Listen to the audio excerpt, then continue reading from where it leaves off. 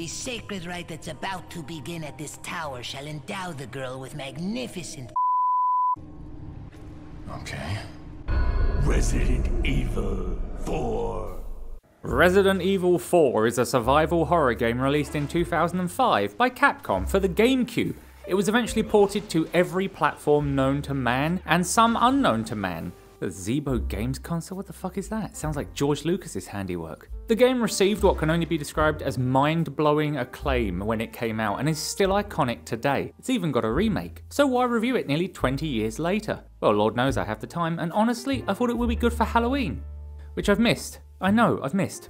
Because I didn't have access to a console, I never played a Resident Evil game until Village, and I loved that for a whole plethora of reasons. The game was solid enough that I wanted to try more, so here we are. Now there are going to be spoilers ahead for the 2005 game. It's 2 decades old, I won't hold back. But how that translates to the remake, I don't entirely know. You've been warned. The game starts with a serious retelling of how the Umbrella Corporation did some evil shit years ago. The tone is heavy, moody, we get a real sense of weight upon the narrator's shoulders.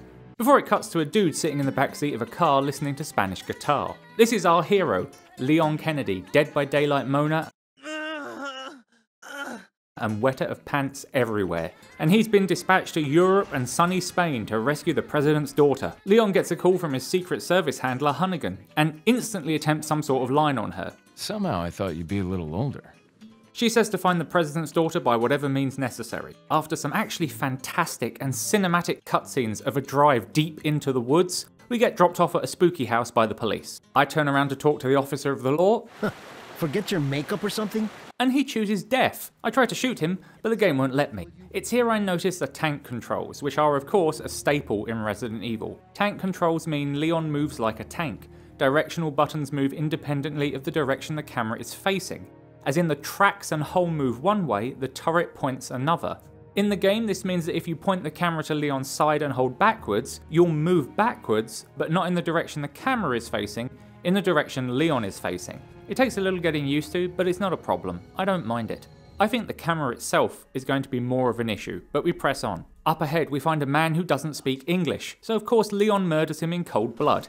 In fairness, he does attack with an axe after we invade his home. Checking the body reveals that he is not in fact a zombie, but checking his pantry reveals he is a fucking psycho, so chalk one up for the good guys. After some amazing acrobatics, I get more opportunity to test the gunplay, and it's good. It's a slower type of gunplay than I'm used to, but I clearly need to be a lot more careful with my shots than in Village. I'm so embarrassed about my remaining handgun ammo, I decide to knife these guys and get a fork in the fucking face. When you hold right mouse, you not only take aim, but come to a complete standstill. You can only shoot while standing still, which instantly creates a refreshing challenge throughout the game. It's balanced with the fact that your accuracy is naturally better just because you're standing still. However, that is then offset by the patented erratic movement patterns that all of the enemies employ to dodge out of your shots. It's a nice balance. There's also the fact that Leon's hand trembles, and your aim isn't always perfect. This just adds to the tension. Resident Evil 4 succeeds entirely in creating this suspenseful combat, where the distance between you and the enemy is a nail-biting countdown, a competition between patience, accuracy, and the speed with which they can close that distance. Positioning and direction are both always key in a game with gunplay, but Resident Evil 4 takes it up a whole other level. The game encourages you to not only be aware of your entire surroundings, as enemies can easily come up from behind, but also encourages you to plan your path around, away, or just to wherever is next. I'm about getting to grips with the shooting, and then it happens. I thought the game wouldn't get me. It's 18 years old, right? This can't scare me. That fucker. Already though, the game has built a sense of mood in this eerie forest. The low sound of the whimpering dog as you approach the first save typewriter. I wander over to find him caught in the bear trap. The simple prompt to help comes up. Run free, Indiana. I don't realise at the time, but this is actually a simple yet genius way to warn the player of... there it is. Hunnigan offers to send me a player's manual, to which I effortlessly respond, no need. I'm already a player.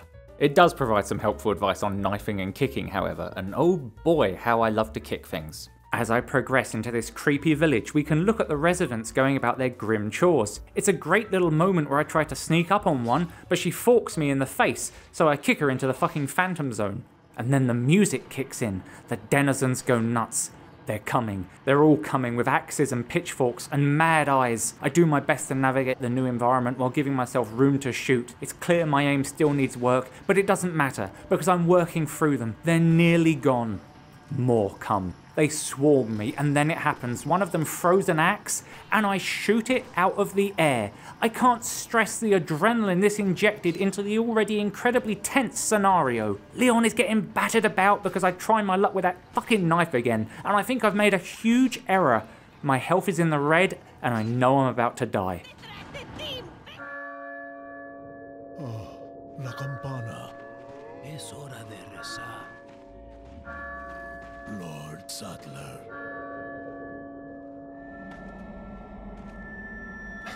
Where's everyone going? Bingo? Holy shit, genuinely, what a fucking opening. The villagers leave as soon as they arrived, and we're left with the question of why. Why attack us, and why stop? Back to the combat now. There's far more to taking down enemies than just peppering them with bullets. A few headshots will do the job, but as headshots tend to stagger enemies, you can run in and take the opportunity to deliver a truly devastating kick. This more often than not downs or kills an enemy outright. Conserving your ammunition is relatively important, and at first I didn't ever feel like I was down to my last bullet. There's enough to learn the game and miss some shots. Which is good, because this ain't first person aiming, and as precise as the aiming is, the situations can get pretty tight.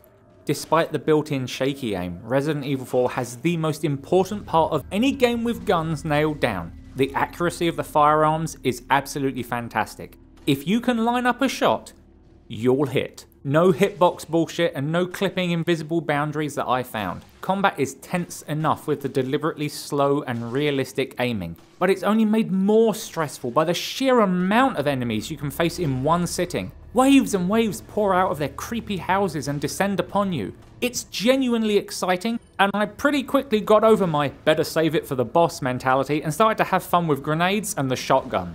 Speaking of weapons, there's a good variety to choose from. There's Leon's standard 9mm pistol, of which there is an abundance of ammo. It's the go-to weapon and I really like how it feels. The shotgun is always my favourite, and in Resi 4 I've nicknamed it the crowd pleaser because that's how I used it. Very satisfying weapon. The bolt action rifle is your powerful long range option. I'm not a massive fan of the scoping in animation, it's a little jarring, but I can't complain about how the weapon handles itself and it fares well even up close. Bonus point, rifle shots penetrate enemies. That's a lot of fun. Eventually you can buy the Magnum, and when you pull this out you know you mean business. Oh, whoops, oh, I dropped my Magnum. In my experience, you get fewer rounds for this gun than any other, and you're meant to, because if your boss has glowing fuck me lights, this is how you ruin their day. There's some other variant weapons and a rocket launcher. Okay, now we're talking, yes. There's also a fun mix of grenades. You have your standard frag grenade, which clears out a nice pack of enemies with a very satisfying bang. Remember me? Bang, and the dirt is gone. Followed by incendiary grenades, which I usually love, but I was a bit underwhelmed by these ones. You think they'd be good for burning the mutant flailing arm things, but no. And that just makes these a worse option than frag grenades. And finally, your flashbangs. I underestimated the flashbang because when I first used it, I immediately tried to headshot everyone. But if you leave enemies alone, they stay blinded for so much longer, nearly enough to make it to the next scene. It's very effective crowd control. My biggest gripe about the weapons is I never found a way to cycle through them outside bringing up the inventory and equipping them from there. This may be a classic Resident Evil thing, but I hate stuff like this. Just let me map them to number keys. Every weapon can be upgraded by spending your Spanish gold at the friendly merchant. Got something that might interest you. He'll appear every so often and let you tune up your guns. You can bump up the firepower, ammo capacity, and firing and reload speeds. I can't help it, I love systems that let you upgrade equipment. The master works all, you can't go wrong. I tend to favour firepower and capacity, which really gel well when you can keep your cool and don't need to reload that often. Of course, that's what I hope will happen. What actually happens is I lose my shit and start popping off. If you upgrade every category on a single weapon, you'll unlock the exclusive upgrade. A very expensive boost that gives a special bonus. My handgun has 5 times the crit chance on headshots. My shotgun now does more damage at long range, etc. Very nice, very fancy, and purchasing this upgrade stopped me being able to afford the tactical vest, which was available the very next time I saw the merchant. Not enough cash. Saving your game can only be done at typewriters, often near the merchant. You can usually run back to find the last one, so you're seldom locked out of a typewriter, but long stretches without them do happen. However, there is also a checkpoint system as well. If you return to the game after exiting, you'll of course load your save to the last typewriter, not checkpoint. There is locational based damage, which I always love. Shoot someone in the leg, they'll go down. Shoot someone in the shoulder, they'll stumble either forward or backwards. Of course, the game pushes you to take headshots to make the most of your ammo, but having this location damage helps create openings by putting an enemy on his knees first, forcing him to stay still. You can also knock weapons out of their hands. And yes, you can do nut shots, and they have a unique animation for them. Fucking brilliant. Enemies will also slide downstairs when they fall and stumble into each other like dominoes, so even if you're using the handgun, hitting one enemy will help slow down a whole pack. In the best case scenario, one tumbling boy will set off a whole chain reaction of pratfalls. I don't see this very often in video games. I remember it in Dark Messiah, and it's worth drawing attention to because it helps make the combat feel weighty and the player's impact feel like far more than just whittling down a health bar. It's worth mentioning that the aiming and hitboxing are good enough that you can do this from any distance so long as you can hit the target. A knee shot is still a knee shot. Also, remember the axe I shot out of the air? You can shoot crossbow bolts down in mid-flight. I realised it just as I started chapter 2, but there are two aiming modes, classic and modern. As far as I can tell, both use mouse acceleration, which isn't great. Classic uses negative mouse acceleration and modern uses positive mouse acceleration, so one's happy and one's sad. I took a little break between recording, so when I came back and found this, switching to modern helped me get back in. You can use RE4 tweaks to dump mouse acceleration entirely, but more on that later. In fact, especially listen out for this later if you can't stand tank controls. While we're talking about aiming, it's time to bring up the camera. You're an animal! An animal! Yes, right, yes, yes, yes, no, no! My problem is that it moves independently of Leon, except when it doesn't want to. See how I'm trying to get a nice cinematic pan of this church as Leon walks up the path, but the camera insists on snapping back the moment I tap a directional key? Yeah, how fucking annoying is that? I hate games that do this. If a camera is independent, then let it be independent. Add a button to recenter it. I found it very jarring throughout the entire game. The level design is perfect. You spend as much time in oppressive and claustrophobic corridors as you do large open environments, with multiple platforms for you to scale. There's very minimal backtracking. You're often always pushing forward, which in my mind is perfect for the protagonist's character. However, you do revisit old stomping grounds, and it's always satisfying. It never feels like you're being made to go back through something. There's a genius moment where the game tricks you into running past some men with dynamite straight into bear traps where you just get blown to kingdom come. But it rewards you with the absolute satisfaction of being able to shoot the dynamite while they hold it in their hands and blow them up. And the environment can be changed in a genre appropriate way. Like every good horror movie, you can push bookshelves and wardrobes to block doors, slowing enemies as you barricade yourself inside. You can also knock ladders down to stop them climbing up to reach you, and then raise the ladder again so you can get back up there if you need to. Leon is too much of a Chad to climb back down a ladder, however. He just jumps no matter how high. Damn, those are some good shoes. Enemies will prop ladders back up, so this will only slow them down. But you can push the ladder down while they're climbing it to topple them to the ground. It's so satisfying, and I get to reuse this joke. I was installing a fire alarm system, but I was actually given the wrong type of ladder. In this one particular spot, they never pathfind around, meaning you can do this forever. Look at this, you can shoot the glass out of this door and then the enemy behind it. The care and attention that went into environmental gameplay is something modern games should be learning from. Now, I realise this towards the end of the chapter, but there are certain health consumables that will raise Leon's maximum HP. I assumed combining herbs together would just result in a bigger heal, but no. Every time you down a multicolour herb combo, you'll raise that health bar. You can only carry so many items at a time, so you'll have to prioritise what you want to bring on your holiday to Europe. You will find no end of coins, however, and as the game progresses you can purchase inventory enlargement pills from the merchant. You'll find not only coins but treasures hidden throughout the levels, and some of these increase in value if you find all of the remaining parts.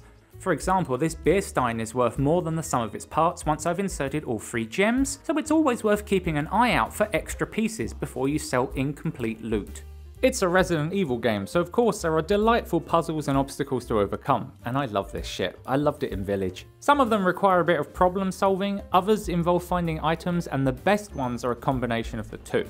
You have environmental obstacles that range from simple to complex, and usually result in opening a path forward, one of which is literally a waterfall that is too strong for Leon to walk under. You serious, my dude? Your roundhouse kicked a tentacle zombie but you can't walk under a fucking water feature?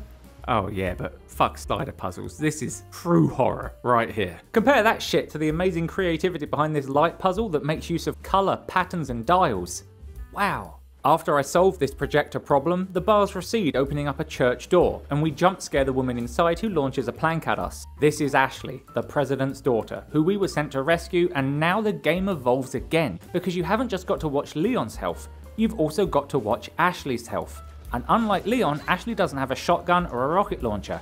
She's got a scarf, so her health will go down much faster. You have to keep an eye on her. Enemies will try and kill her or carry her away. And of course, the first time this happens, you will inevitably kill her while trying to save her. I actually like this concept a lot. It subverts the end goal of the game being to rescue Ashley. Instead, you rescue her midway through and then try to get her to safety. Before playing this, I won't lie, I was expecting her to be more of a damsel in distress because that's what I'd heard. She does alright under the circumstances, and the execution is nice because she doesn't feel like a hindrance, more like a companion and a challenging gameplay addition. There are parts of the map that Leon can't access without Ashley, further reinforcing that she's not just a tag along. She can open doors he can't reach alone. There's a really tense bit in the castle where you help her get up to a platform. From there she can turn cranks to raise a bridge for you both. You have to both keep her from harm and also kill the cultists coming for you. First time around, this is pretty stressful in a fun way. That is a good description for the whole game, honestly. Pretty stressful in a fun way. Likewise, there are areas she can't access without Leon. Remember how I said Leon is too much of a Chad to climb down ladders? Well, Ashley can't climb down them either, but she lacks the Kennedy bone density to withstand any fall, so you have to catch her. And yeah, I know what you're thinking, it's the first thing I did and I did it for the video. You happy? Oh, you pervert! However, what is genuinely funny is that I assumed this reaction was tied to the camera, as in it's the camera panning over her skirt that triggers it, but no. Later in the game, Leon got smashed into the floor by a fucking hammer, and Ashley still felt it necessary to chastise me for looking up. Hey, what are you looking at? They didn't tie this to the camera, they checked to see where Leon's head is looking. I don't know if I'm scared or impressed. You can give Ashley a basic stop and follow signal, which is very useful because it gives you room to work with when you need it. Ashley will actively duck if you're aiming, and the AI will do its best not to get in the way. She can also hide in some areas so you can do sweeps without having to worry about getting surprised. Even better, you can give Ashley the all clear from anywhere. She gets behind Leon to make sure she's out of the line of fire. This is the best escort quest NPC I've ever escorted in my life. However, there are sections where she's just a fucking nightmare. I'm talking about the catapult section in particular. Areas where you can't mitigate the damage done to her, and where asking her to wait will just leave her vulnerable to being carried away. These are very few in number, however, to be fair. Ashley's character has received negative response, and I'm going to address that in the story and character section. But from a gameplay perspective, the notion that she's useless is something that just doesn't sit well with me. You cannot progress without Ashley, and there is an entire section of the game where you play as her. And she handles herself well. She uses improvised weapons, blocking off enemies and dodging. More than that, playing as Ashley is genuinely unnerving because you can't fight back. Well, besides throwing lanterns. The build up as you walk past the suits of armor, waiting because you know it's coming. And when it does, it's absolutely satisfying. It's a completely different experience, and I would have liked to have seen her fleshed out a lot more, to have more combat interactions with Ashley as the game progresses, but it never happens. This is the real crime here. The gameplay mechanics surrounding Ashley only develop so far. That's such a shame. But from a gameplay perspective, what is there is good. I've played World of Warcraft. I can't count the amount of NPCs I've wanted to tell, wait by the fucking road so I can clear the mobs out, and walk at the same speed as me. Ashley's AI for 2005 is fan-fucking-tastic, and there needed to be a longer, more fleshed out portion of her survival segment because it was proper spooky. After saving Ashley, we run into the mastermind behind this whole scheme. I'll take the girl. Who are you? My name is Osman Sadler. The visionary behind the experiments and spread of the Plaga virus. No longer will the United States think they can police the world forever. I recognize that voice actor from somewhere. Hey, you. You're finally awake. For fuck's sake, the main antagonist of Resident Evil 4 is Ralof from Skyrim. Sadler employs a whole medley of monsters in his mash, so let's chat about enemies. Your first encounter will be with the infected villagers, who are like pseudo-zombies. They retain their faculties, but there's a feral and even hive-like mentality to them. I love how their abilities and attacks are totally mundane, throwing knives and using pitchforks, if not just attacking with their bare hands. There's a horrible realism to that. They're people, but not quite people. They work together. They're not just drawn towards you like zombies, they're driven towards you. It's far more unsettling. But the situation quickly escalates as, what the fuck is this fucking thing? We're slowly shown the reality of what these things are, and they can flail about and use their signature moves to ruin Leon's day. Then you have these robed cultists and they go all medieval on your ass with flails, crossbows, they've even got spiked shields, paladin mains coming through. I think this is fucking awesome, honestly.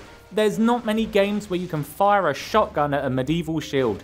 They too are infected, but have a different type of horrible neck burster. A little detail I noted with them is powerful single shots seem to make them lurch forward, but fast pepper shots knock them back. I don't know if this is accurate, but if it's true, it's a nice touch and encourages you to shake up your weapon usage. Then there's this total badass with a scythe and a bulletproof mask. There are cloaking insect monsters, which feels like something straight out of the X-Files. I mean, what if such a creature existed that could camouflage itself by clouding the minds of its victims? There are antecedents for it in nature, right? In the insect world. Mantids, for instance, they're said to be able to hypnotize their prey. No. I wasted more ammo than I care to admit on these guys. The game tricks you into using the Uzi by dropping loads of ammo for it in here. No, the shotgun is the safe bet. We've got unkillable self-healing super mutants, minigun wielding heavies, hentai tickle attack dogs, who are legitimately the scariest enemy in the entire game. I'm not going to gloss over the regenerados, don't worry, because these guys are something else. You can blow them apart and they just keep coming. Limbs regrow. You can pump their stomach and it still comes back with a vengeance. These enemies have a unique mechanic in that you need to destroy the parasites inside them. How do you see them? Using an infrared scope. And suddenly I don't feel so fucking clever for cranking out some headshots because I can only attach the scope to my rifle and I have about 5 shots left. You'd think this is where I would complain, but no. Because Resident Evil is just so well paced, so well executed that there is always just enough rifle ammo to make it through the section. And if you truly screw up, you can still just run past them. Some of these things have parasites you can't hit from the front, so you have to get creative in how you take them out. Remember how I said you could blow off limbs? Once they fall to the ground, their backs are exposed. Just so much gameplay emerges from this one enemy type, and it's a great example of how Resident Evil staves off repetition with challenge and creativity. Also look, the infrared scope actually functions as an infrared scope. How good is that? The most important thing to mention about the enemy variety is it never feels like bog standard opponents. Even the regular basic bitches have different tools to take you down. It starts with throwing weapons, then dynamite. Then they start dishing out maces to the front lines. And any one of them can get back up as a whirling merry-go-round of death. Every opponent has some sort of gimmick, and I don't use the term negatively because that's precisely what you want when a game is designed to throw dozens of people at you at a time. The boss fights are just so creative and make use of a lot of horror tropes which I appreciate immensely. They have moves that make sense for each boss, and while they can catch you off guard the first time, they're all well telegraphed so you know what to watch out for next time. Sometimes you're given chance to make use of verticality in what are usually well-designed boss arenas, open enough to move around but cramped enough to keep the pressure on. Other times there are unique mechanics to slowing down or damaging the boss, and the challenge never feels like bullshit. It's always balanced, tense, and fun. I may have underestimated just how much health this thing had, but I got you, you son of a bitch. Hell, you even fight a lake monster, hurling harpoons at it while it drags your boat through the lake. It bashes you off the boat, and you have to make a desperate swim to climb back on board. And as it readies for its final death blow, tentacle appendages begin to reach out from its maw. Coupled with the water, the fog, the bleak environments, the horror genre is used to its full potential. The bosses pay homage to classic horror, but they don't rely on it. They are creative in their mechanics and design. You're fighting through a maze of shipping containers one moment, and then dunking giants in lava in another. Sort of like a fatal get your own back. Look at this fucking knife fight with Krauser, which is basically like fighting Rambo across an ancient ruin. He's got a bow and arrow, an assault rifle, flashbangs so you get a taste of your own medicine. It builds up to a finale atop an ancient ruin rigged with explosives where he flexes his bicep into a chitinous shield arm. This is wholly different to everything else you'll face in the game. The funniest fucking thing about Krauser is every time you see him, he's wearing less than he was before, which is exactly what anyone with those guns would do. There are also mini-bosses venturing down into this castle prison. You can see it has bells hanging on the walls. How strange. Then we see a guy who's chained up down there with his eyes stitched up. Creepy motherfucker. Holy crap! You are creepy as shit. He breaks free and starts swinging with blade arms and wrecks me. But then it dawns on me.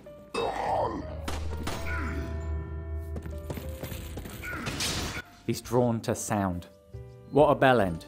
For whom the bell tolls, he's a dead ringer, and many other bell fatality jokes. Resident Evil 4 is the second game I reviewed with a mini-gunning religious fanatic. It's around this point in the game we meet sexy super spy Ada Wong. And from just one expression, we all instantly know what Leon's thinking. Long time no see. Ada.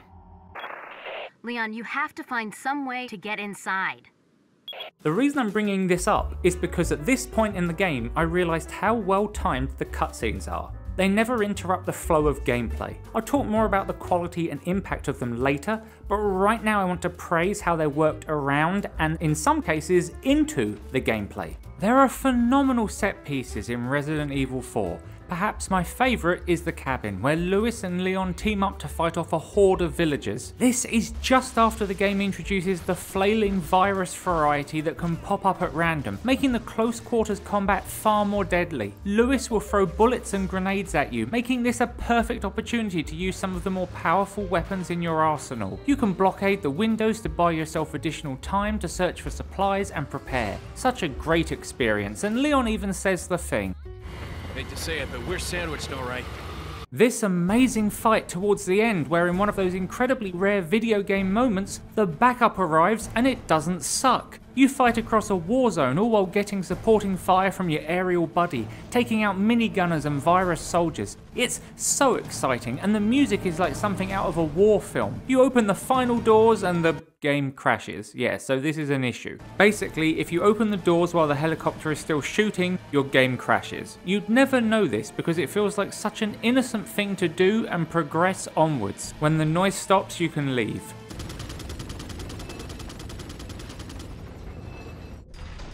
Still fantastic and completely wonderful escalation because you've been fighting the hordes alone this entire time. And then bam! Uncle Sam comes through and blows those cultists a new one. Outstanding. Mike, you glorious son of a gun. But there are some sections which really don't feel quite as fun. The catapult run. This choke point right here is challenging, but it feels more like a bit of the level that if you removed it from the game, nobody would care it was gone.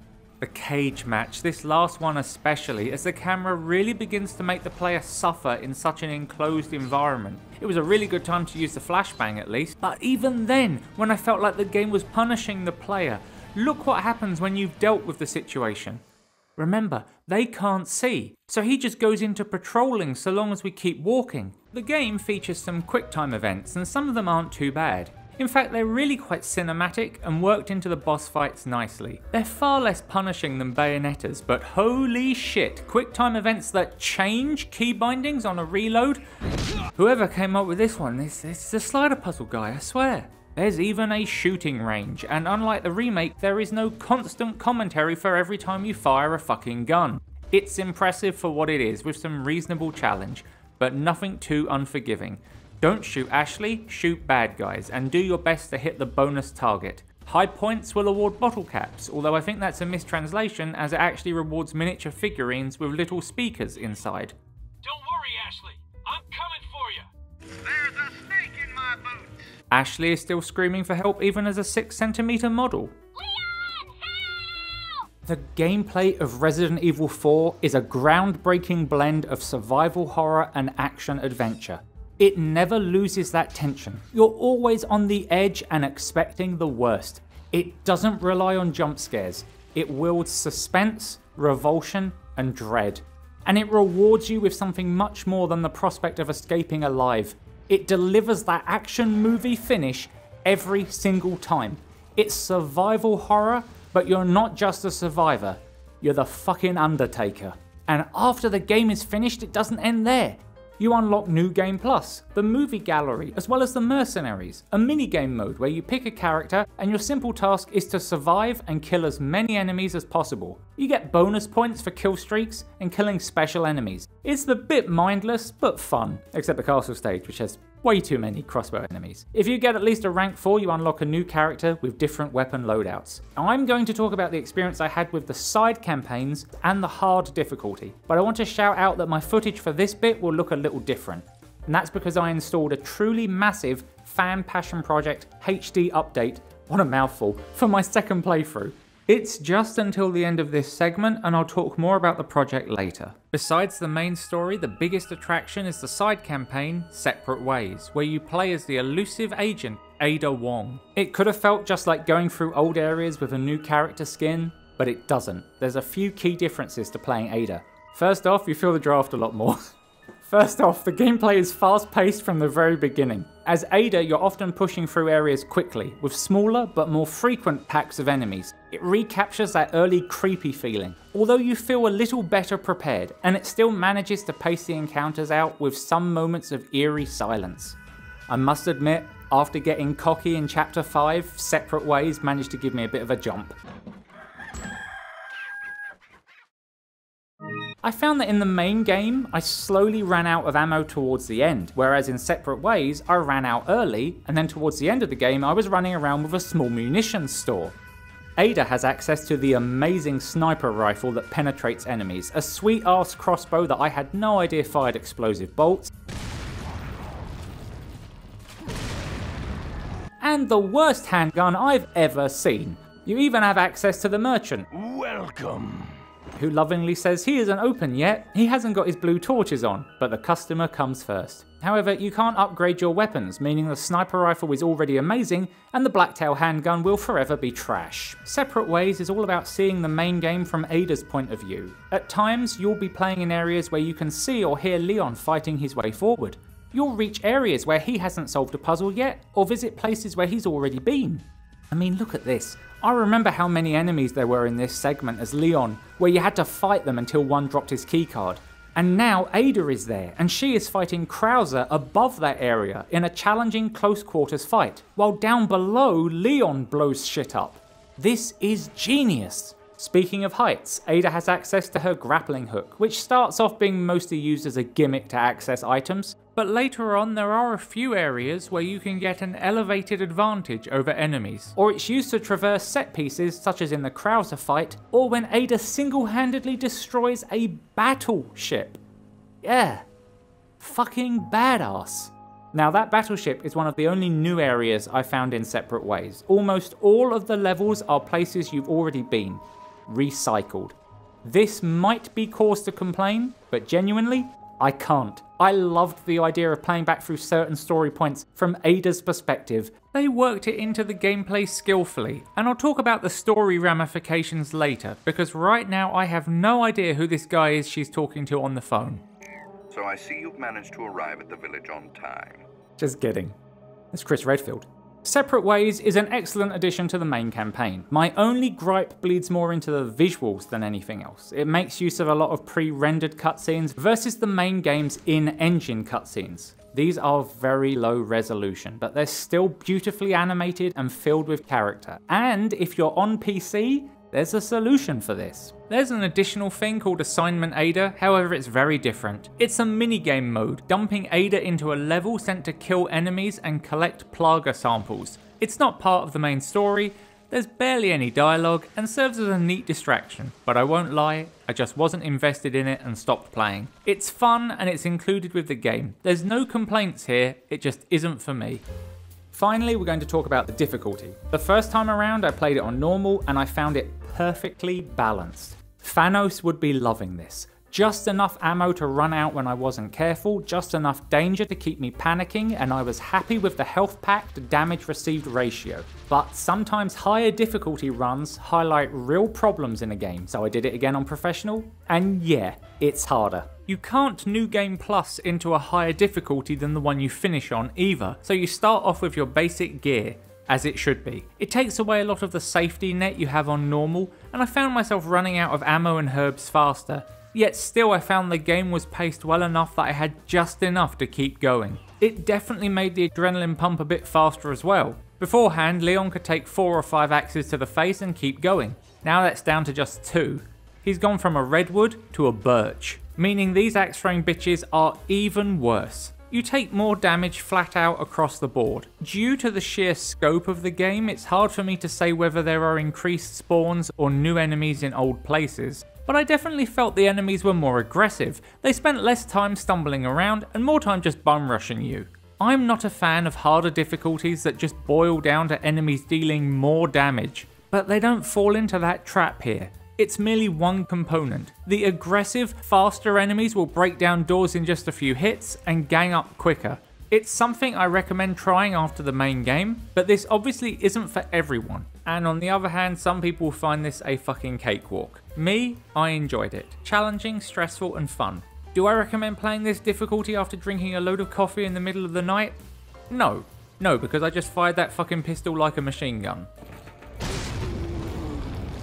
What I loved most about professional difficulty is I felt pushed to use the environment far more than on normal. The ability to make use of it was always there. The excellent level design always allowed it. I just never had to before. Wow! For example, rather than just shotgunning this pack of enemies, I lure them onto the same crates I had to jump over, because you know what, these guys never got their bronze swimming certificate. The areas that gave me pause before now require me to be absolutely perfect, as in non-stop precognition powered shooting. And it's fun, I'm loving it, I've got so much better at aiming relatively speaking and conserving ammo. I always prioritise knife kills, which is great until I accidentally knife Ashley and I have to do this entire segment all over again. Oh dear.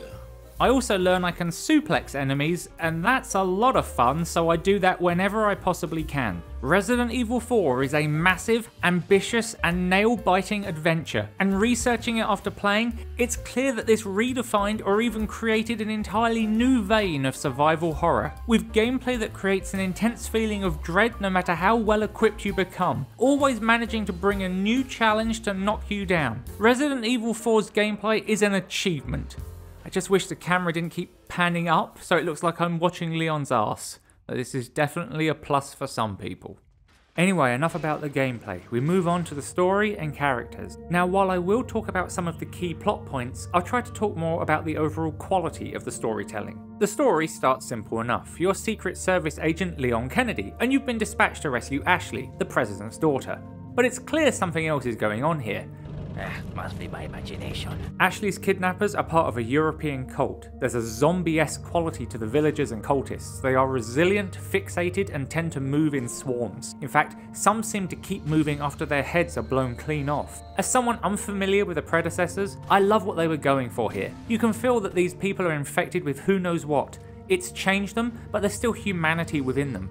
They're just part of something else now. The regular villagers are called ganados, which is Spanish for livestock, giving you some idea of how these infected are regarded to the upper echelons of the cult. Every now and then, that unmistakable hallmark of Resident Evil dialogue makes its way through. Yeah, but he could have killed me, but he let me live.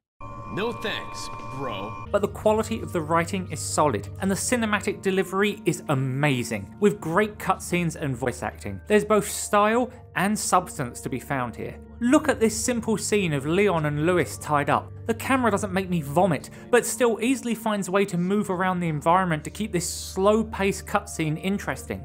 We pan back to the rafters and see a beetle crawling around. This little detail elevates the scene so much, it gives it that cinematic quality as the two men begin to talk. Meanwhile, from a script perspective, we have Louis joking around with Leon. This brings a little levity as the two can smile at their current situation. Nah, just kidding with you, amigo. And without missing a beat, the camera cuts to a villager dragging an axe towards the shed to murder them both, perfectly blending visual storytelling with verbal exchange. All of the cutscenes are fucking gorgeous though, no exaggeration. They're some of the best animation and spectacle I've seen in a video game. And the level of detail they put into elements only on screen for a matter of seconds demonstrates a cinematic level of care, love and effort that raises these cutscenes from video game plot devices to nearing scenes in a movie. You just don't see that in a lot of today's big releases. While trying to rescue Ashley, some bad shit goes down and Leon is knocked unconscious. While he's honk shoe, him and Ashley are impregnated with eggs. Implanted, sorry, script error. They have eggs injected into them and they're going to turn them into hosts of the Plaga virus. The parasitic virus transforms its hosts into mind-controlled individuals, still retaining some of themselves, but wholly serving another purpose. On the outside they appear to be part of a cult, but in reality they're slowly becoming drones in a hive. They didn't just want the gameplay to be tense, they wanted there to be some sort of ticking clock hanging over the characters. They could turn at any moment, and towards the end of the game, it very nearly looks like it's too late for both of them. There's a real villains gallery of people working as the echelons of power in the cult of Illuminados. But the general plan is now that Ashley and Leon are both infected, they're gonna let the eggs hatch and send them both home to see dear old dad, the President of the United States. Once he or his close circle are infected, Los Illuminados can control him and take over the world. Of course! Look, it's there to propel you through the game. It's interesting to a point and revels in its sillier aspects, but the character interactions are what elevate the game further, with the story being told through beautifully animated cutscenes with surprisingly realistic, if sometimes cheesy, moments of human interaction. The narrative serves to maintain tension, provide threats and obstacles, and keeps the intrigue up by getting the take over the world plot point out early. It also perfectly matches the gameplay's progression. The eerie isolation, wandering through dirty houses and creepy foothills fits with the opening chapters. Leon is mostly alone, so he's focused on surviving and finding Ashley. Once he's found her, it's about the same time the player has got used to the hordes of infected. Narratively speaking, they're now small potatoes, and Leon has rescued Ashley. But can he get her to safety? Enter Castle Salazar, filled with religious fanatics and a whole other type of horror.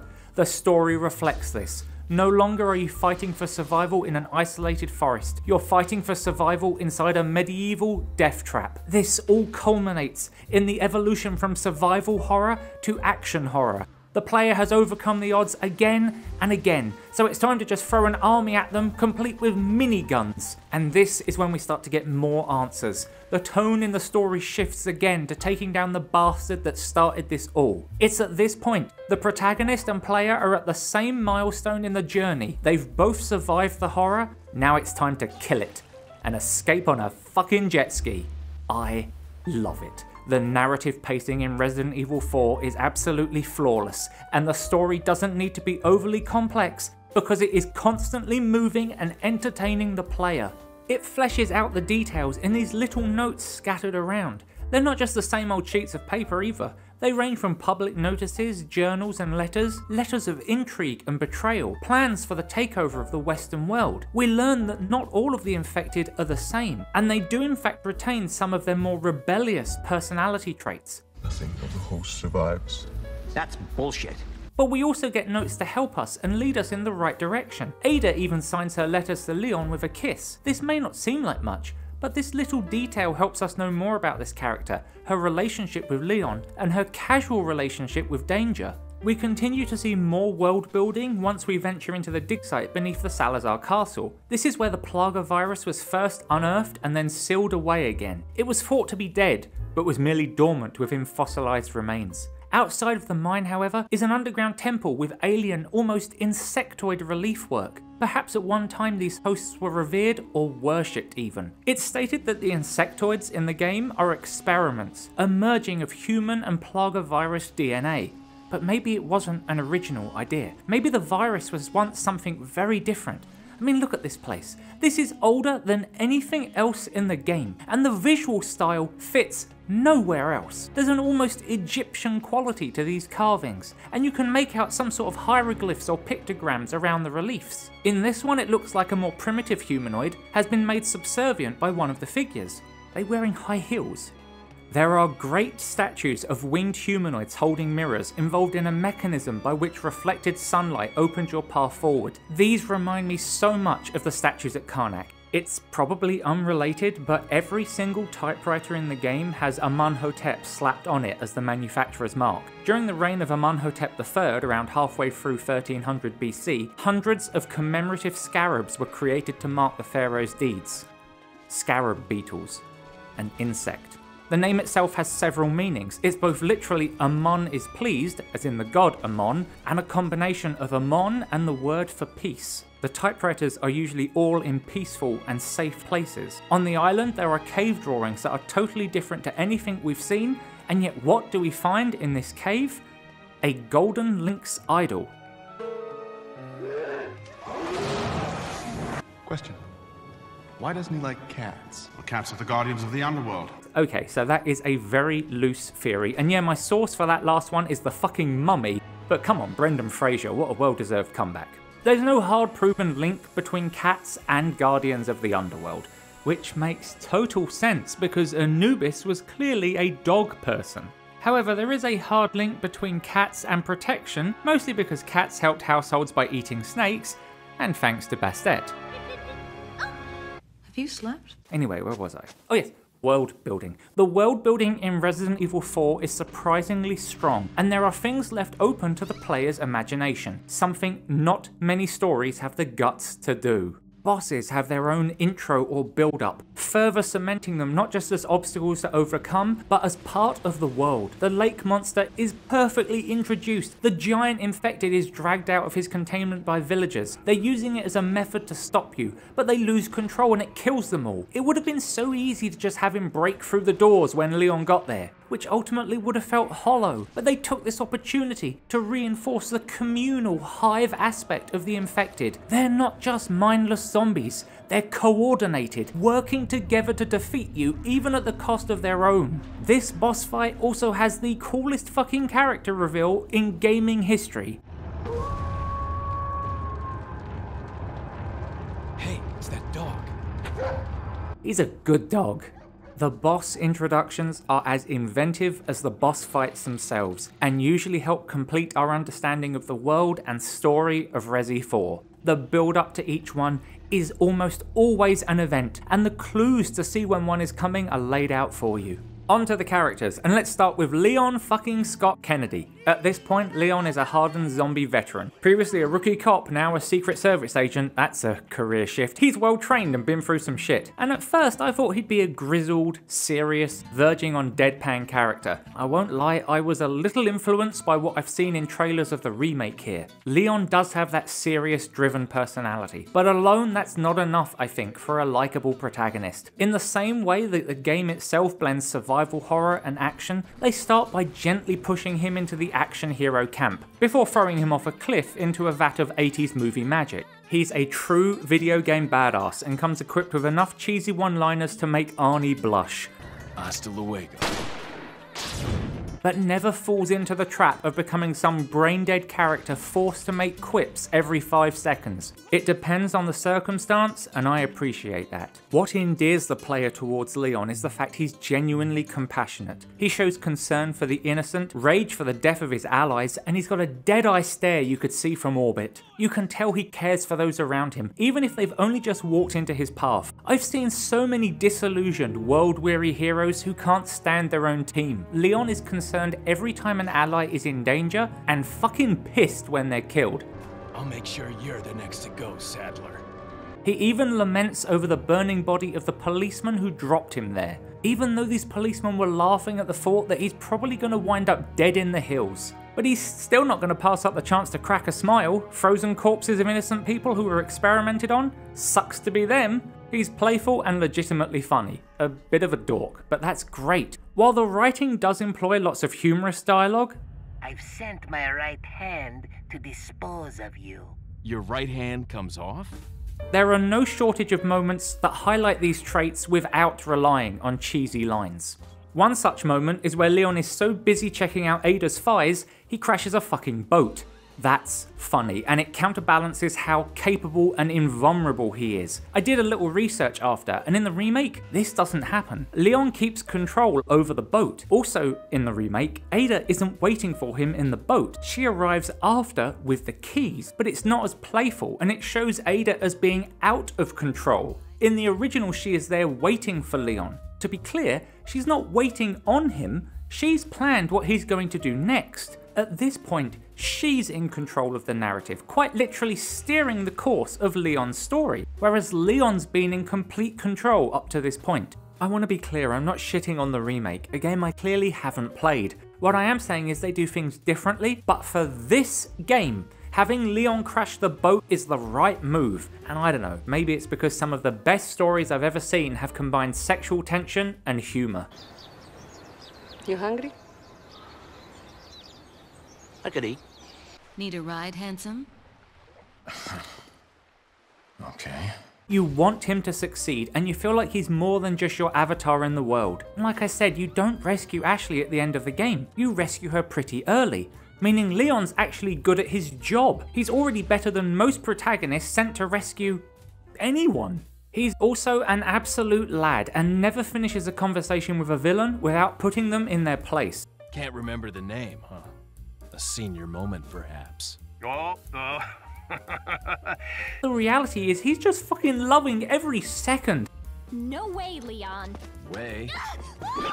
And he's making the most of the opportunity to kick ass and chew red herbs. Despite all this, there's a grit to him that makes the character someone you take seriously. They earn the silly moments in Resident Evil 4. He's got the hots for Ada, it's never really revealed if it's mutual, but you can sense something going on there. They're doing that wonderful Catwoman and Batman thing, I love it. He has real affection for her, and for whatever reason they haven't gone to the Batcave yet, it's gnawing at him. She's like a part of me I can't let go. Let's leave it at that. A trait we see in Leon again and again is he's driven. The man has a mission and he's going to accomplish it. Even his own life is a secondary priority. Yeah, but before that I gotta save Ashley. He's the hero of the story in every sense and the perfect character for the player to fill the shoes off. I also learn he's not big into books, but he does think normal people have domestic bathrooms with only a urinal. Europe. Hold on. Charismatic ladies man, confident type A personality but a bit of a dork. That's Tom Paris, that's Tom Paris from Star Trek. You're done for, Demonica. Malicia, she's Demonica. Whatever. You don't get to see this very often because I tend to highlight the girls more than the guys. I'm shameless, I know. But I do have a hall of fame for dudes, and Leon belongs in there. He's charismatic, brave, and a lovable arse. He holds the throne of not only being a solid protagonist, but a genre-redefining one, as well as crossing into other games, genres, and remakes. What a fucking poser. Okay, I have only one very important question. You got a smoke? Got gum. Louis Serra is just short of a rapier and a staircase to slide down. Through delving into the game's lore, we learn he had a childhood love for Don Quixote, which probably fostered his exaggerated personality. No cult horrors will spoil this man's hair. While he definitely carries himself with a certain flair, there's much more to him than being the flamboyant, mysterious one. He seems almost removed from the whole situation, with confident nonchalance, but he's clearly trying to help out, and is at least somewhat concerned with what's happening. It's hard to talk about Louis because while I think he was well written, he sort of comes and goes through the first half of the story. I think my favourite part about Louis is how he just straight up lies about who he is, and never reveals the truth until he's dying. What a guy. Is she... well, you know. Don't worry, she's cool. Ashley is your companion for a large portion of the game. I tried to keep my reviews free of outside influences, but I'm not blind to them. And I think Ashley gets more flack than she deserves. For someone who definitely does start as a damsel in distress, she grows pretty quickly. You know what, let's talk about Willie Scott for a moment. Willie Scott was finicky, prissy, always complaining, and honestly, pretty useless. But she was fun to be around and willing to put herself through her worst nightmare to save Indiana Jones in Short Round. Bet I get all dirty again. She had a hidden bravery that she tapped into when she needed to. Willie Scott could be an absolute nightmare, but she was no burden.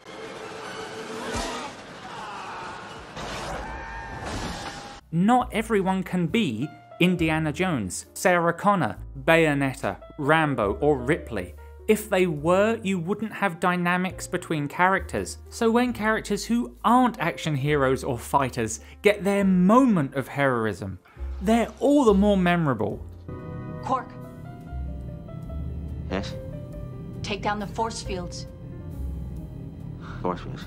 Also, I wrote down Willie Scott in my notes about 6 hours into the game, and then not only do I encounter a spike trap room, but a minecart chase as well. This is Temple of Doom. This is a great segment as well. You get attacked while on a minecart going into a dig site. It's such a change of pace. Great set piece. Ashley is a university student in her early 20s.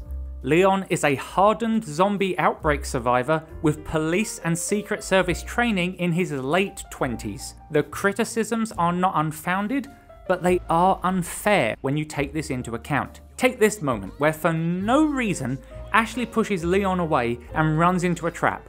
This just felt like a lazy way to separate the two. It's not just corny, it's dumb.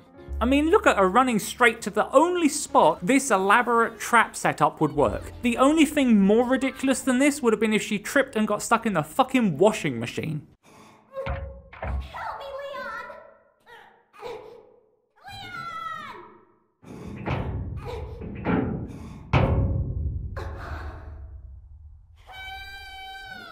Listen, I spent a day learning Blender for that 13-second joke. I know the shoes go through the floor. I need to finish this review for Halloween. But after this ridiculous moment, Ashley has to survive on her own against cultists, using her wits and the environment to escape. She comes out changed, not massively, but enough to show that the experience molded her. You can tell here that Leon is proud of her, she's grown, and they're both just relieved to be alive. Ashley apologizes for freaking out and running, not because she feels she has to, but because she wants to. Sorry if I was... Oh, don't worry about it. She doesn't even finish the thought because she's now embarrassed by that moment. She's already more mature than the frightened woman trapped in the closet a few hours before. There's no time to talk about it. This is a survival situation. The time spent here feels realistic, and it's time to press on. This is where the great voice acting by Carolyn Lawrence comes in, because she puts all this into her delivery with so few lines to work with. More on voice acting later. Ashley's friendship with Leon grows as the game progresses. I knew you'd be fine if you landed on your butt. No, she's not pleased at being pushed down a waste disposal chute, but she's more ready for what's at the bottom than she ever was before. And then look at this! Leave it to me, Leon. Now she's gone from Leon, what do we do, to leave it to me so I can take control of this giant bulldozer and fucking wreck shit. Ashley gets her moments. They're few and far between because the game wants to let Leon, let you, the player, be the hero. but that makes Ashley's moments feel all the more real and important for her character development. What I like about the relationship between Leon and Ashley is it's platonic. Usually I'm all for a romantic relationship between characters. Did you hear how long I went on about Ada's fucking boat? But the trope of two characters surviving a dangerous situation, going on to form a romantic bond, has been done again and again. It was nice for Ashley and Leon to make it out as friends. After you take me back to my place, how about we do some, overtime? She gives it a go at the very end of the game, but she nearly died 4 times in one day. If I'd been through what she'd been through, I'd walk straight up to Wong and say, Ada, I'm covered in blood, guts, and plaga viscera, but I'd rather be covered in you. Fuck's sake. Also, you know this isn't some thanks for rescuing me offer, because she immediately follows up by asking who Ada is. And we know the reason Leon turned her down is that he has genuine feelings for Ada. So this isn't making Ashley look weak. She sees what she wants and says, fuck it. Somehow I knew you'd say that, but it doesn't hurt to ask, you know? For Leon, Ashley isn't just a job by the end of the game, and for Ashley, Leon is more than just the guy her dad sent to bring her home. They're not super best friends, but they've shared a struggle unique to them, and there's a level of mutual care and respect. I'm rambling about this because these things, these interactions, these interpersonal relationships add nuance that deepen the characters. And in Resident Evil 4, they elevate the whole narrative. Ada is the complete other end of the spectrum. She's a secret agent femme fatale and badass in every sense, and has the slickest character intro a spy could ask for. If Leon is a smooth punch to the face, Ada is a sweet knife in the back. Professional but playful, in a nice mirror to Leon's character, albeit with a very different tone. Luis, Serra. And I thought I was high maintenance. For the most part, she drops the corny one-liners in favour of dry wit, but I think Leon is a bad influence on her. That's a large thing you have there, but I don't like it when men play rough.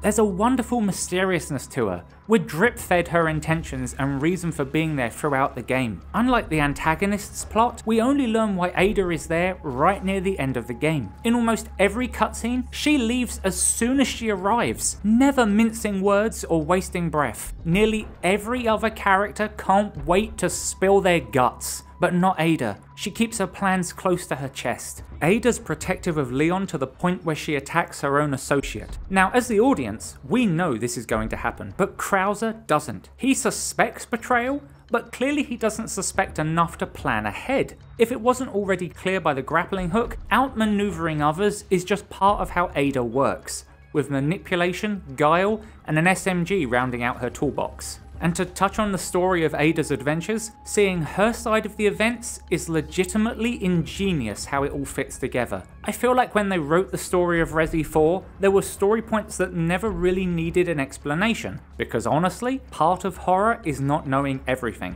This is part of why Resident Evil 4 is so refreshing, because it doesn't desperately attempt to explain everything, which is why it could have been a catastrophic failure to try and answer every question in Ada's content. But rather than focus too much on exposition and explanation, they instead focused on little things like who rang that bell, finding out just what that sacrificial altar was for. The story focuses more on just experiencing how Ada moved through the locales, and I think this is the best decision they could have made. Nothing needed retelling. It's just a fun way to see her perspective, and when they do deliver exposition, it's between levels and mostly just a rehash of what we do know, except with Ada's more reliable information. I said before how she attacked Krauser to save Leon, but we also learn she tries to undersell his presence when on the phone to Wesker. Wesker insists she kill him, and we see how that worked out. Ada isn't about to jeopardize her deal with Wesker, and we get the sense she needs him, but she doesn't want to kill Leon. She's trying to have her cake and eat it too. No need to tell Wesker though. Manipulation and guile. And when Wesker goes over her head, sending Krauser to kill Leon, it's the first time we ever see Ada fazed by what's happening. Once he gets Ashley back, his job will be finished. He'll no longer be a factor. No, I'm leaving Leon to Krauser. Her manipulations have fallen through. Someone else has moved a piece on the board, and she has to knock it out of play. I love how her monologues at the end of each chapter are written and performed.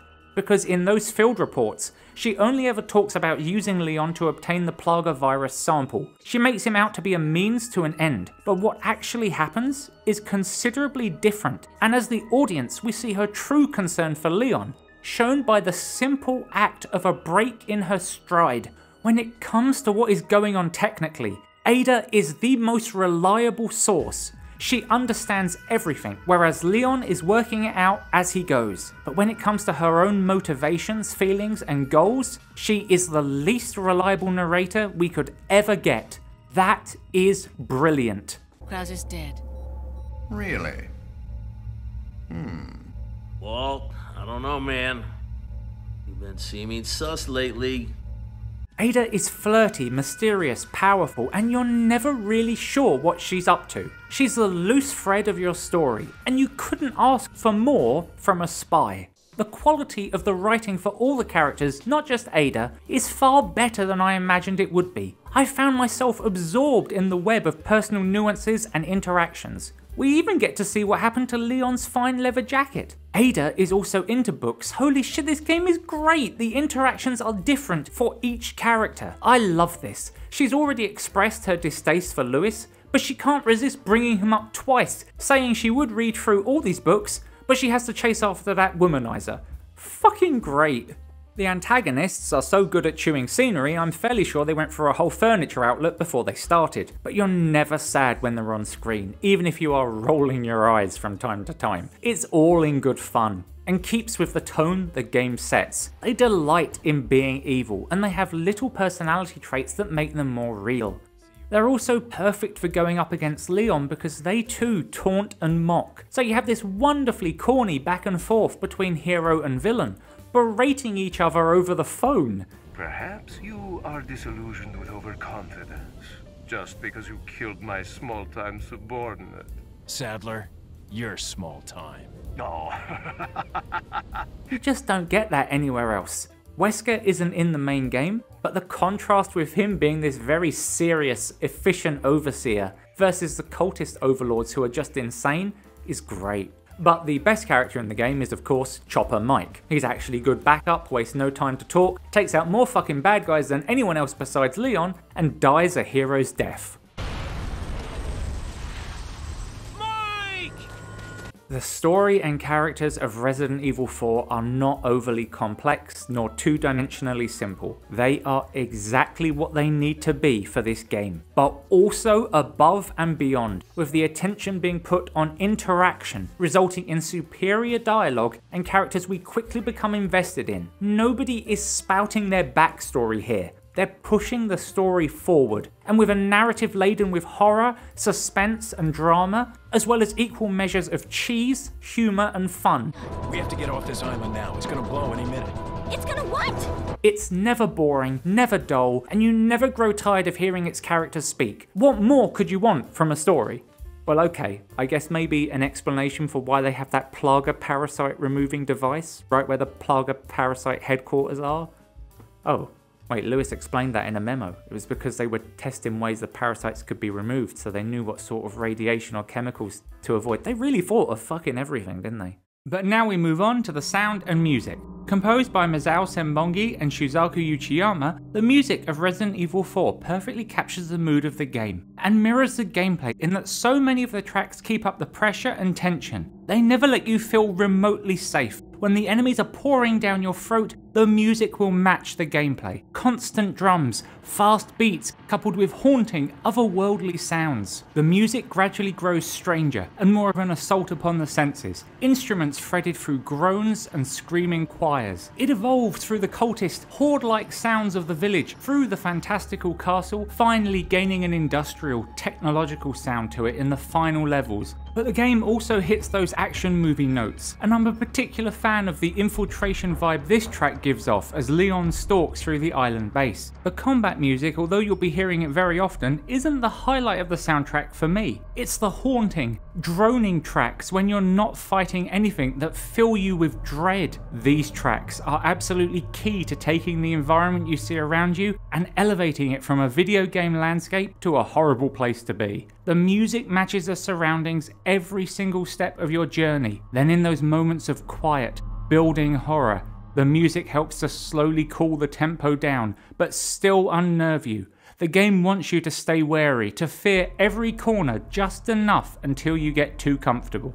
The boss music never loses its creepy vibe, despite instantly setting the mood for a gargantuan confrontation, each one grander than the last. I know it's not technically music, but the excellent soundtrack is what only makes the sections of gameplay with no music even more nail-biting. It helps lower the game's ambience to almost silence and gives that perfect vibe of it's quiet.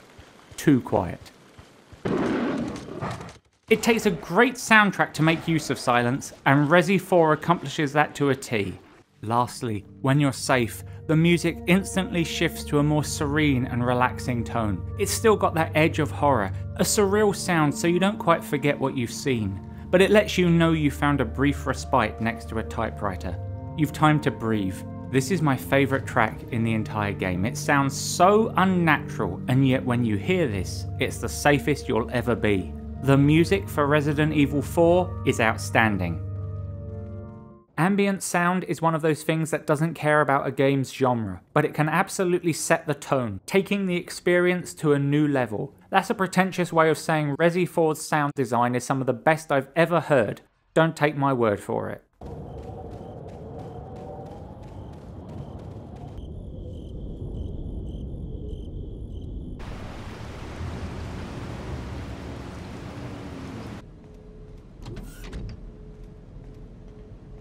It's fucking creepy.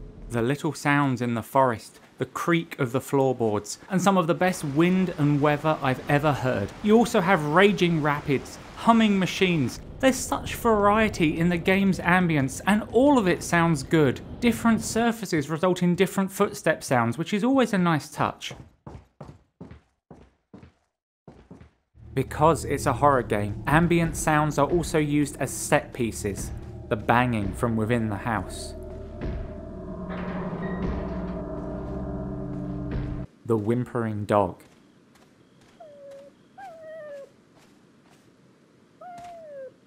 The sound of the hive.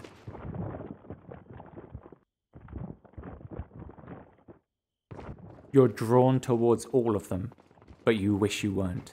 Every enemy sounds awful in the best way possible. The groaning, shouting cultists as the horde moves towards you. There's that human element to them and a zombie-like sound. To achieve an even more unnatural noise, animal sounds were incorporated into their groaning. It works perfectly to create this feral, inhuman pack.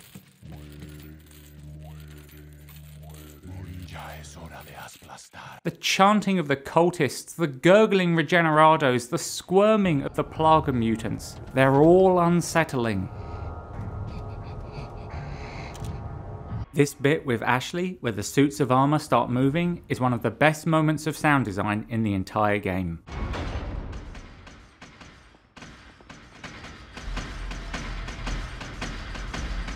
Every gun sounds great. They fire with real punch. They all sound distinct, and they're never too loud. Reloading the rifle is just so satisfying to listen to.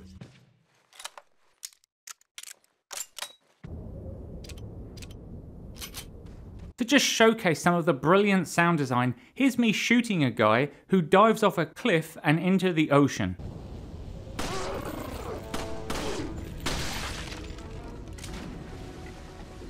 The voice acting is absolutely glorious, and I mean that. Some of the dialogue is just ridiculous, but the voice actors nail it. I have to give mention to Michael Gow and Renee Mujica as Sadler and Salazar respectively. With writing so cheesy, it would have been easy to go off the rails, but they don't. They have fun with it while treating the script and setting with respect. Because of their work, you get those wonderful scenery-chewing, over-the-top villains, but never so much that it becomes parody. So nice you could join us, Mr. Scott Kennedy. There's so much character in the little reaction sounds they make.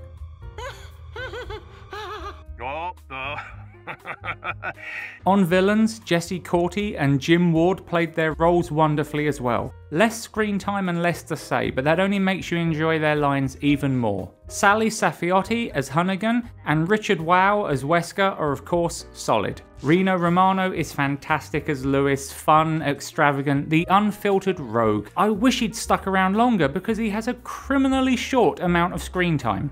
Sally Carhill performs Ada wonderfully, cool and professional, but lets just enough of a playful attitude boil to the surface. You can hear just that little bit of emotion put into her dialogue when talking to Leon, but she plays it as smooth as Ada herself, a performance that walks the line between giving away enough and nothing at all.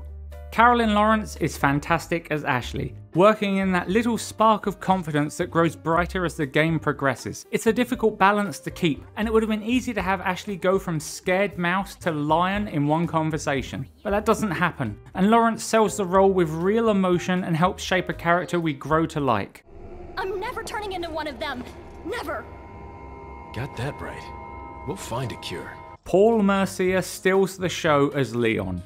If you find a voice actor who can sell a line like this, "Insects' life doesn't compare to human lives," you're fucking golden. He's capable of giving real weight to the heavier lines as well as bringing levity to the fun ones. I cannot stress enough how rich Leon feels because of Mercier's work. He takes it seriously but has as much fun with it as the character does, without ever departing from the spirit of the work. So often in games like this, I'm more interested in what the supporting characters have to say. I was waiting to hear from Zana, I was waiting to hear from Alexis. This is because the protagonists had nothing interesting to say.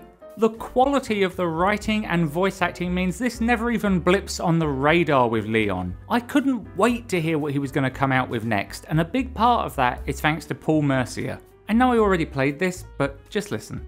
She's like a part of me I can't let go. Let's leave it at that. There's no over-the-top delivery. There's a sadness here. This feels real. You're watching two people escape an exploding island on a jet ski, but it feels real. As I've been saying, the human interactions keep you invested in Resident Evil 4, and the voice acting helps elevate the game's narrative even further. I think graphics are a really boring thing to judge a game on, so I'm doing visuals and spectacle, and that's how dazzling and interesting it is to me within the style of the game. In Resident Evil 4 there are some graphical shortcomings, but these are rare and mostly technical. There are some textures that are low resolution. Now I played on the HD remaster, that came out in 2014. Most of the textures look amazing, and the character fidelity is superb for what is essentially a texture update, so I can't grumble too much. However, in a few places you can notice heavily repeated textures and it crosses into being a distraction. This isn't the fault of the HD edition, this is on the original release when it came out. But we take a look at the time this came out, let's see here.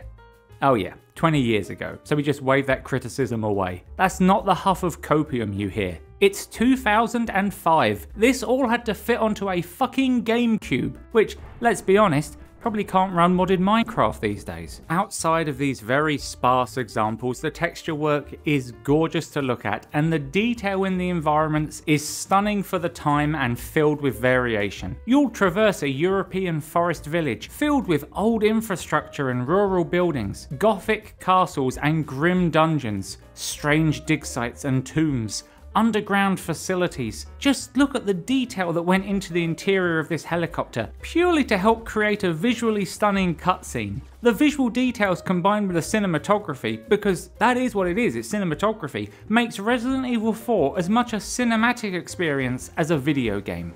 It comes as no surprise that the team travelled to Spain and the United Kingdom to photograph stonework and goth statues to serve as reference material and textures, because the world looks authentic. The atmosphere is thick every step of the way and shifts seamlessly from the foggy cultist woodlands into the gothic castle, culminating in the industrial island base. There are little detours into caves, ruins, houses, and they all nail the desired mood. Make no mistake, despite its heavy leaning towards action, the look and feel of this game never departs from the horror genre entirely. From what I've seen of other Resident Evil games, it's an evolution in style, not a departure. The environments can be moody, oppressive and anxiety-inducing, with such beautiful lighting only intensifying the effect. There's detailed shadows and highlights, and the reflections are just lovely. Look at this, there's even reflections in Ada's explosive spyglasses. Even when you feel safe, the lighting helps to breathe a sense of dread into you. It's never quite bright enough, and yet you can clearly see everything. There's no bullshit too dark shadows in Resident Evil 4. Everything is clean, crisp and visible. The shadows and darkness that are there are tailored for each and every dark corner of the earth. Also, a good game. The water effects are just insane for the time this came out. Look at this drip! No, the water.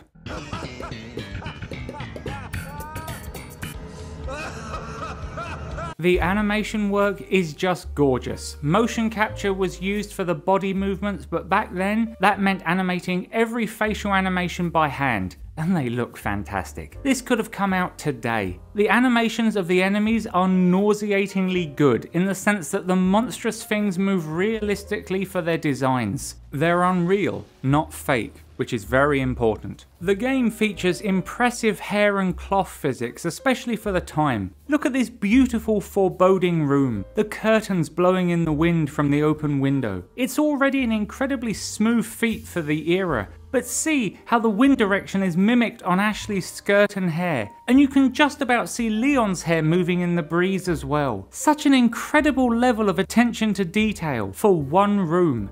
Even the room itself is gorgeous. The moonlit approach, the desaturated reds, the shadow casting. Salazar may be a virus-riddled madman, but his interior decorating and landscape gardening are second to none. The design of the enemies and bosses is top tier. Although you will see a lot of the same enemies, there is more than enough variety to shake things up, to the point you don't really notice if there are two of the same dudes in a pack. I'm not saying it doesn't happen, there's times Larry brings cousin Frank for sure, but for the most part there's enough different appearances to distract you from this. However, the cultists all look very similar, and I believe this to be by design. They're largely in robes, and I think meant to be even less human than the Ganados. There is still variation, some cultists have bigger hats, senior robes, etc. But it's worth mentioning. The monstrous enemies look appropriately horrible, gross appendages, and a total departure from the human element you see in the game. But the game doesn't just rely on insane biology to get its scares. It backs it up with insectoid forms, possessed suits of armor, and rabid dogs. They're all horrific, and you'd never want to come face to face with one of these things. Or maybe you do, but you keep that to yourself, okay? We're moving on. The visuals of Resident Evil 4 are spectacular and totally immerse you in this horrible world. Okay, finally, a little segment about an incredible undertaking to remaster the original version of Resident Evil 4 in high definition. The Resident Evil HD project, which is a little confusing because it's for the official Steam release titled the Ultimate HD Edition. This is a passion project by two developers, Chris and Albert, both working to beautifully restore the game with high definition textures. Textures they followed in the footsteps of the original developers to obtain by travelling to Spain and the UK to take photographs. Not only are these textures faithful to the game, they're up to at least 16 times the detail. Only this time, it's true. Given some of that excitement, impressed you're still here. You can't keep getting away with it! These aren't just better textures though. Most flat models have been transformed into 3D objects, the lighting and visual effects have been improved, plus going through and correcting other issues like model seams. This project is a 7-year undertaking, with them spending a combined total of over 12,000 hours of work and costed at a little under $15,500, taking into account unfortunate hardware failures. And you can just see from their hard work, without hyperbole, it's amazing. If you're going to try this game or revisit it, I would seriously consider installing this project. But have no fear about losing the original feel of the game. It is truly a remaster of Resident Evil 4, not a remake, just a wonderful and passionate update of a classic. And it looks fucking great. A true love letter by fans for fans of this amazing game. Just look at the wrinkles on that packing tape. I mean, they replaced every texture in the game, but look how crisp that is. Look at that tape. You can download it through their website. I'd use a download manager or something though, as it's split into parts. Albert, one of the devs behind this incredible project, is now working at Night Dive Studios, which makes me smile so much because Night Dive specialise in resurrecting and remastering old games. Some great work being done there. As a disclaimer, the HD project does add one new area, completely off the beaten track from the main game, and going here simply gets you the handgun silencer, which was removed from the beta version of the game. The HD project installer also comes bundled with RE tweaks, which fixes more technical problems and allows extra fiddling with the game's settings. And honestly, it's a phenomenal addition. For one thing, it straight up fixes the issues I had with the camera. My complaints are now gone. Likewise, I can't help but feel they preserve the shaky aim while cleaning up issues I had with the mouse. Furthermore, it took me a while to notice it because I was in such a tank controls mind frame, but RE Tweaks has an option to disable tank controls and replace it with a modern, camera-driven style of movement. If you're put off of this game because of the tank controls, first of all, it's a shame because it's a real experience playing through this and a lot of fun. Secondly, you have a solution with RE Tweaks. You don't have to play with tank controls anymore. However, I will say this came turned on by default, but I turned it off because I'm reviewing Resident Evil 4 tank controls and all. There are additional features, I'll leave that for you to discover, but I will say the first thing I did was disable cinematic blur. It's there to replicate the original effect on the GameCube, but I didn't like it. It hid all the great texture work the HD project put in, and I don't enjoy blurs very much. Okay, it's summary time and I'm starting with the negatives because I want to end on a positive note. I encountered one instant crash to desktop. That's if you open the doors in chapter 5 while the helicopter is still firing. It's possible the 4GB large address aware patch included with the HD project fixes this. At points the game would hang just for seemingly no reason at all, but I could literally count on one hand the times this happened. Okay, bad over, on to the good. The gameplay is solid, and although the loop remains similar throughout, it's never boring. It remains addictive from start to finish. Enough mechanics are introduced and scattered throughout the game to keep things fresh, and the set pieces keep things interesting. Beautiful to look at, wonderful on the ears, grotesque and unabashedly corny, Resident Evil 4 is everything you could want from a survival horror game. I went to Wikipedia after I played the game and I was surprised to learn the game went through several different iterations, after first being announced by Shinji Mikami back in 1999. This first version was spearheaded by Hideki Kamiya of Bayonetta, one of my favourite games. He wanted to create a cool and stylish action game. Kamiya's vision ultimately resulted in a far too action-orientated game that strayed too far from survival horror. But the concept wasn't disliked. In fact, it's from this first concept of Resident Evil 4 that Devil May Cry would be born. Work resumed a couple of years later on the next idea and was based around Leon surviving on his own within an Umbrella Corporation castle. There was no Ashley, but he still had a nasty virus.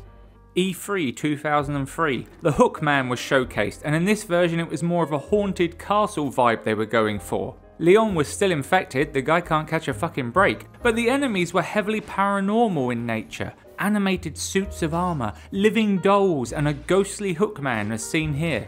There were even dialogue choices planned. Mikami said that development was proceeding smoothly. This actually looks great.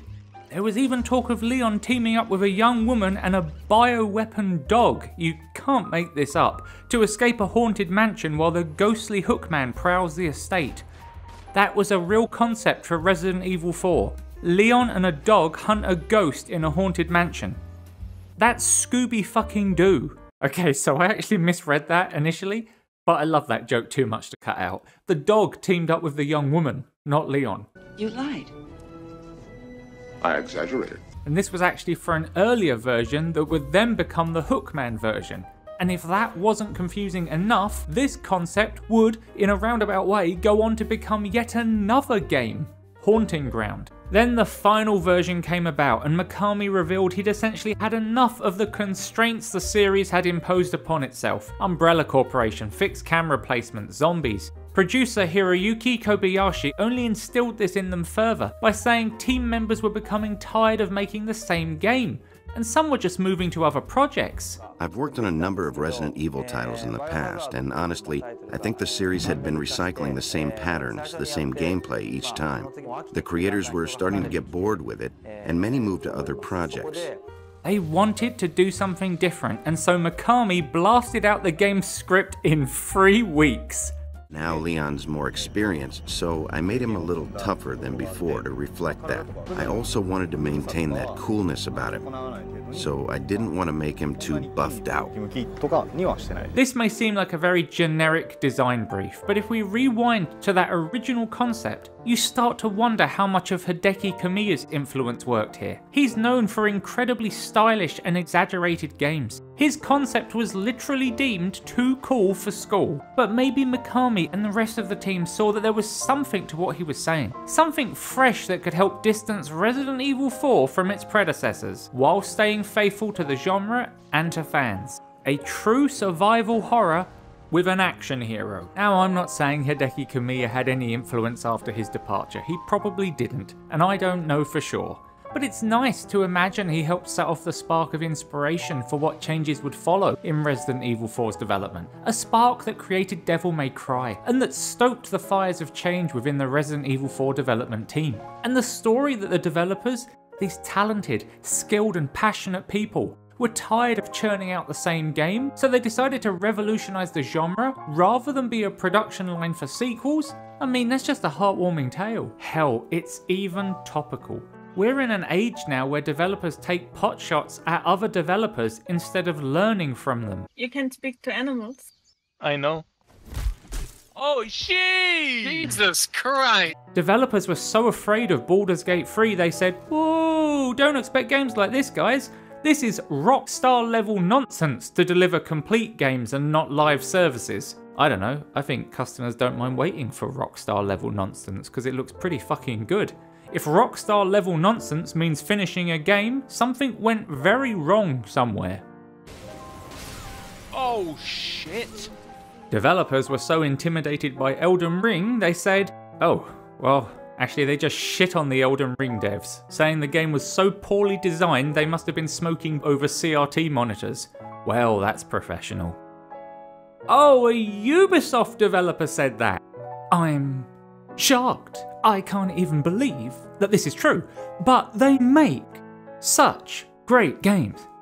And the award for Best Actor goes to Really Late Reviews.